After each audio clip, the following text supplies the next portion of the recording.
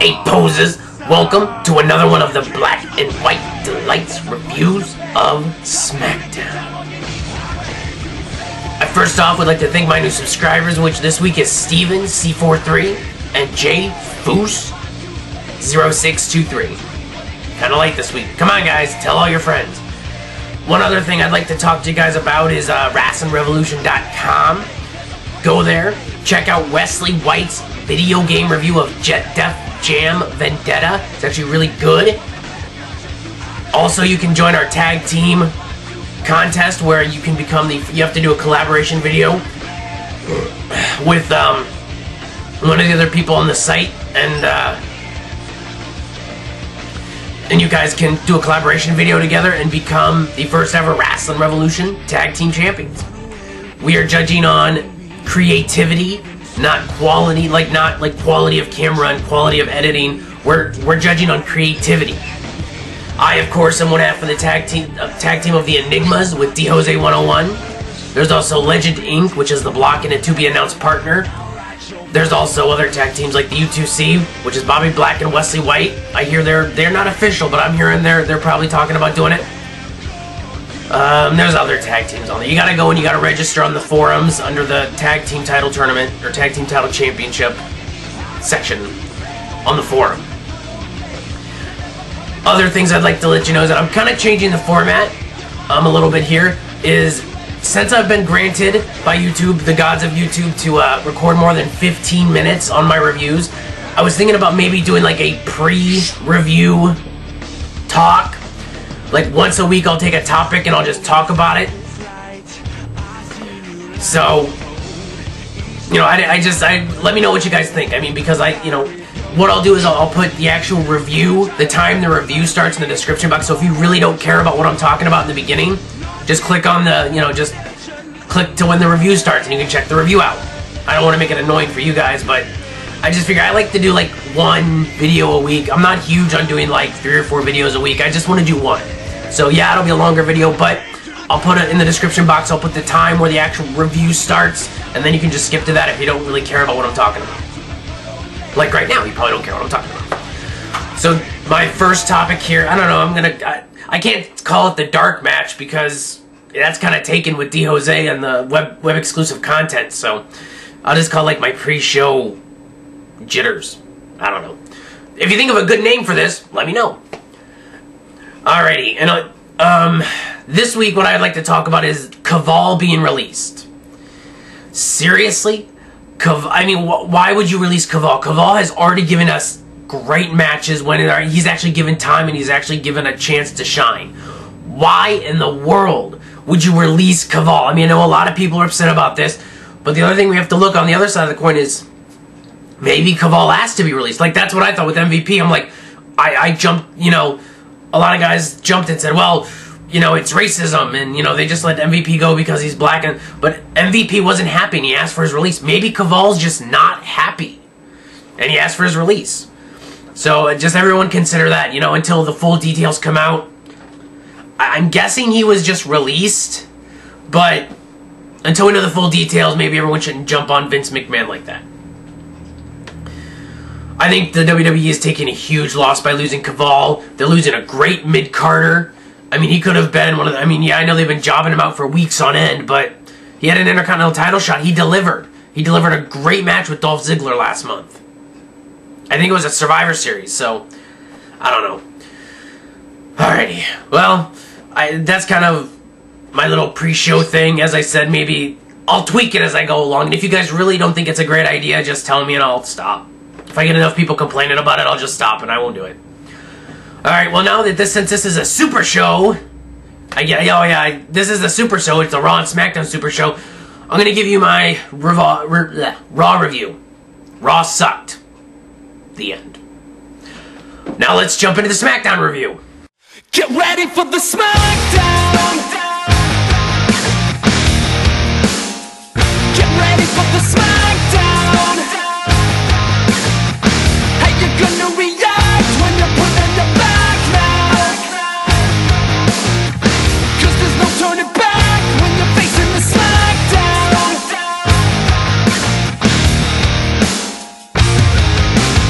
This week's SmackDown is in my backyard of San Antonio, Texas. This week's SmackDown review is brought to you by Smirnoff Raspberry Burst. Yeah, that's right, classic. I'm taking kind of a... I just happened to be drinking it while I was doing this review, so I just figured I'd throw it out there. I kind of stole that from Classic 1333. We kick off SmackDown with a match. Not a promo, not a review thingy like a video promo. A match. Two Raw guys. Randy Orton versus The Miz. So, I was watching this match, and it actually wasn't a bad match. You know, I was actually enjoying this match a lot. But I noticed a lot during this match that they really started booking Orton like Austin. I mean, Orton hit the same, you know, the Louis press with punches or whatever. That thing's called that Austin always used to do. He did mud hole stomping in the corner. You know, I really think they're starting to book Orton like Austin. They're really, you know, trying to get Orton over like Austin. And it's not going to work with Orton. It won't. You got him as a face, be happy, but you can't book him like Austin. I'm sorry. So anyway, you know, Orton dominates the very beginning of this match. He does a good job at it. But then Miz finally takes the advantage back when Alex Riley starts helping him out from the outside of the ring, kind of distracting Orton. Then, of course, Orton takes the advantage back when he hits an Orton backbreaker on the Miz, which was pretty good. Then Riley gets involved again for Miz to regain control. And so then they start going back and forth, and just it was a really good back and forth match. It's just Alex Riley got involved too many times. So in the end, Riley got on the apron again, and then Orton hits an RKO and the Miz just out of nowhere. Like, Miz was trying to hit him from behind, Orton just hits the RKO. Then Riley comes in the ring and gets Orton DQ'd. Or, I'm sorry, gets Miz DQ'd. So then Orton wins the match. You know, and it just... I didn't like the ending. I thought that it was a pretty good match. I thought it was a pretty good kickoff to SmackDown. It's just the ending really was sour, you know? Like, at least they could have had Orton go over clean to kick off SmackDown. Let's go to the Ranger Ranking Calculator and find out what I gave this match.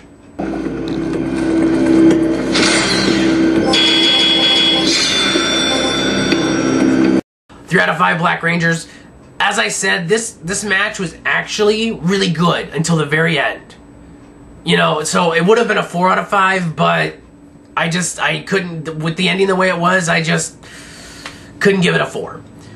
Anyway, so after the match, Orton was going to punt kick the Miz. Riley, of course, has to get involved again. Riley gets RKO'd, Miz escapes. Yay. Next we go to a backstage promo with Santa Show and Rosa Mendez and Hornswoggle, Horn Elf, whatever, you know, Elf Horn, whatever you want to call them. And they're giving out presents backstage. We go to a commercial break, we come back. Santa Show, Rosa Mendez, and Horny Swoggle, or Horny Elf, or whatever you want to call him, comes out to the ring. And they come out to the ring, you know, giving out Christmas presents, and, you know, they have the ring's all done up in Christmassy stuff. So Santa Show gets in the ring, and he sits down. He goes to sit down in this folding chair, and it falls apart. I'm guessing this... I'm guessing it wasn't a part of the plan, just the way they kind of reacted. And then, you know, Hornswoggle got him another chair. And why would you put Santa Show in a normal folding? Wouldn't you have, like, some big, nice red chair if he's going to read a story to all the kids? Just kind of, that's how I would envision it. So anyway, so, you know, the chair breaks on Show. He falls. It's funny. They play it off as a knucklehead moment, which actually worked out really well. And they read this just beautiful... This beautiful, like, TLC reminiscing Night Before Christmas story. It is actually really funny. If you guys could check it out, you really should. You know, and the Hornswoggle wrote something about Big Show being fat in there, and Rosa Mendez was just looking hot. I don't know, maybe it's just because Tiff's gone. Rosa Mendez is just kind of, I'm like, oh, wait, Rosa, come visit me in my Cheeto Palace. All right. Anyway... So, you know, they read the story, and it's actually really funny. They pass out more presents afterward. Hornswoggle's in the ring, waving at all the kids. Then dashing Cody Rhodes comes in the ring and beats up Hornswoggle before Santa Show could actually get in there and help him out. So it looks like they're trying to build this feud with Rhodes and Big Show, which I actually think will be good. You know, I think Rhodes and Big Show will be good. I like the idea of this feud. And I really think they should start, like, a Santa stable. Show, Rosa Mendez, Hornswoggle, the Santa stable.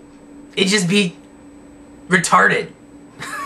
You can have Goldust come back and like have like, you know, have them all dressed up in Christmas colors, and I don't know, it might work. Who knows?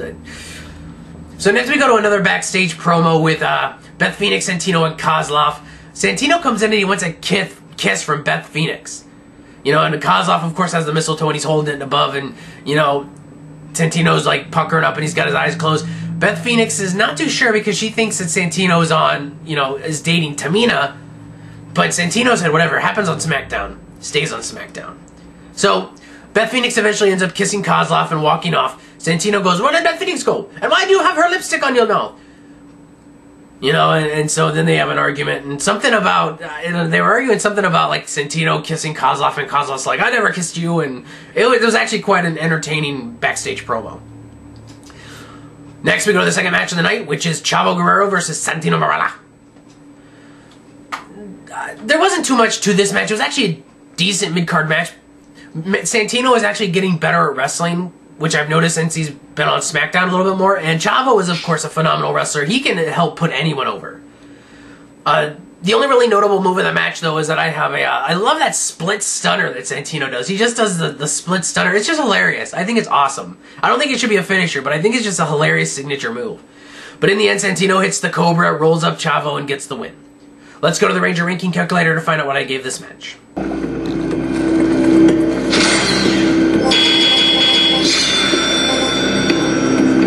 3 out of 5 Yellow Rangers. It was a halfway decent undercard match. I mean, these two guys actually got a decent amount of time. It was like 5 minutes, so for an undercard match, this wasn't that bad. You know, it was a clean finish, although I really wish they'd stop jobbing Chavo out every week against Santino, whether it be tag team or singles or etc. But at least Chavo's feuding with a wrestler. That actually makes me happy that they're actually feuding Chavo with a wrestler, someone who he can actually wrestle in the ring with. So, next we go to an in-ring promo with Edge. Basically, Edge sums up his career and culminating to winning the world title, even though he's won it 10 times. Kane comes out, and, you know, Edge lays down the challenge. He says, "Come on, let's do it right now tonight. It's live on SmackDown. Let's go for the world title." Kane then walks to the ring, or walks towards the ring, and he says, "No, Edge, we're playing by my rules now, because I'm the challenger." He didn't really say that, but that's what they're doing. Since Kane's the challenger, now they're going to start building Kane up as, like, the monster again, which is going to be hard because they've been really burying Kane as a monster. Next, we have a video promo with Big Zeke. He's coming to SmackDown again. He originally debuted on SmackDown after ECW went under, and then he went to Raw in the draft. Now he's coming back to SmackDown, which I'm glad. I like Zeke. I think Zeke, if they give him the proper push, I think he'll be good. Next, we go to the squash match. Crazy, ugliest thing of the night, which is Drew McIntyre versus Kaval. As we know, Kaval was let go. This was a glorified squash match. Kaval just got the crap beat out of him, and Drew just hit the double underhook, or the future shock, and got the win. Let's go to the Ranger ranking calculator and find out what I gave this match.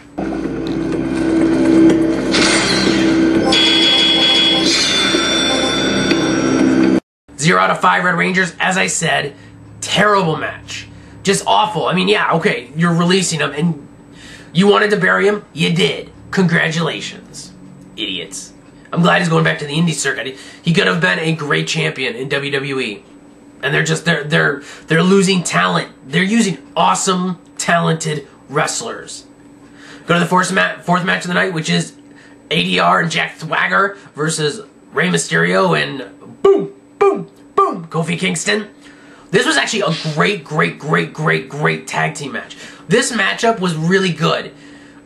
These two guys went back and forth, and I mean, both teams were great. I would actually not mind seeing both of these teams, Rey and Kofi, and ADR and Jack Swagger, going for the tag belts. Because ADR and Jack Swagger are great mat wrestlers. Awesome technical wrestlers. And Rey and Kofi are just awesome high flyers, and they're both credible wrestlers. So just some great back and forth action in this match. It was a great typical cruiser versus technical wrestler matchup. Just before the break, Kofi Kingston and Rey Mysterio do a double dive off the top rope to the outside on Swagger. It was simultaneous. They had great air. This is actually a great moment. I mean, you know, they have those moments where they have in replays and shots. This should actually be in the intro of SmackDown. It's a great it's just a great visual of Ray and Kofi coming down on Thwagger and ADR. This match was awesome to showcase the talent. This match got major time. I'm very happy this thing got major time. But in the end, Ray hits a 619 on Jack Thwagger. Then Kofi hits him with the Trouble in Paradise. Then Ray hits a splash for the 3. There were too many notable moves in this match for me to go over them all. You guys have got to see this match. Let's go to the Ranger Ranking Calculator to find out what I gave this match. 5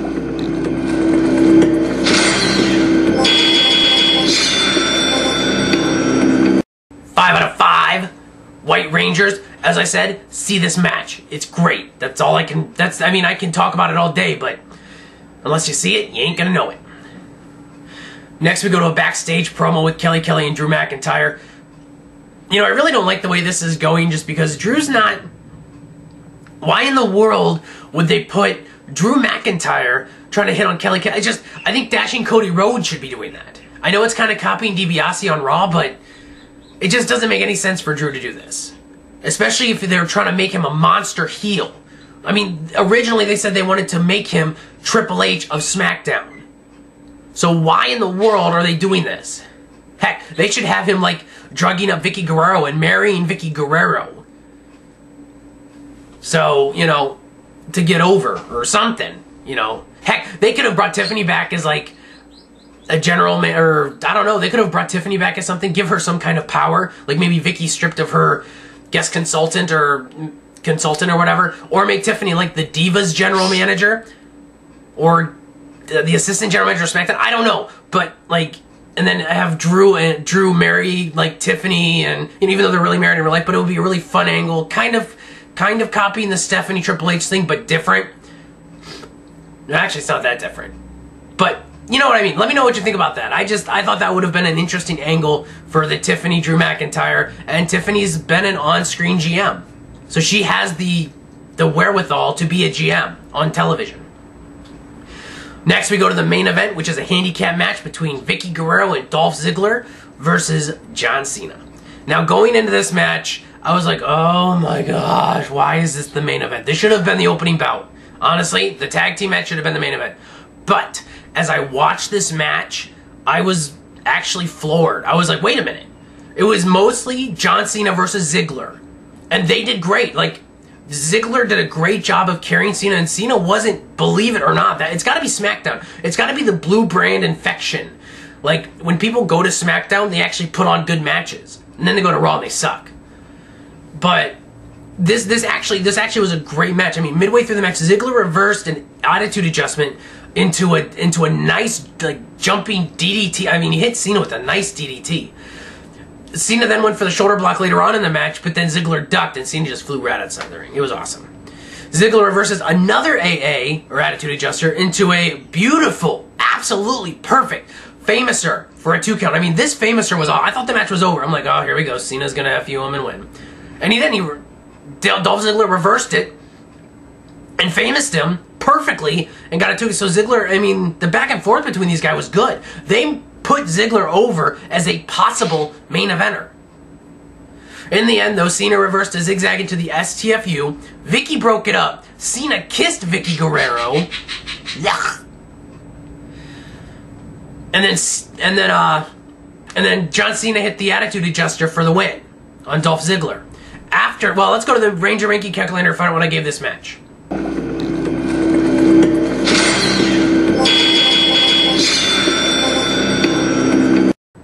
4 out of 5 Green Rangers. As I said, Vicky didn't spend nearly any time in the ring. It was mostly Dolph versus Cena. It was a decent match. It was above average, I have to say. And most of it's probably the fact that I'm impressed that Cena actually put on a good match. Afterwards, Cena was going to give an attitude adjuster to Vicky Guerrero, but then CM Punk came out and just floored him with the chair. Great. I'm very happy about this CM Punk Cena feud. I think this will be great.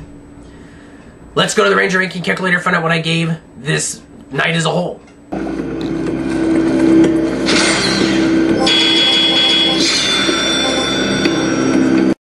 4 out of 5 Blue Rangers.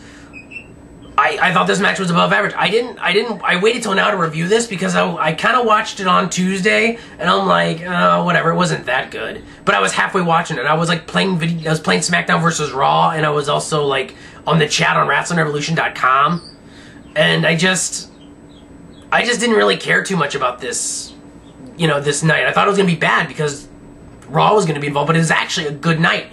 So 4 out of 5 Blue Rangers. That wraps it up for this week's review. I will join you next Friday for my return to my SmackDown reviews. Go to WrestlingRevolution.com and check out Wesley White's video game review of Def Jam Vendetta. I'm Grumpy Cheeto, and I am awesome.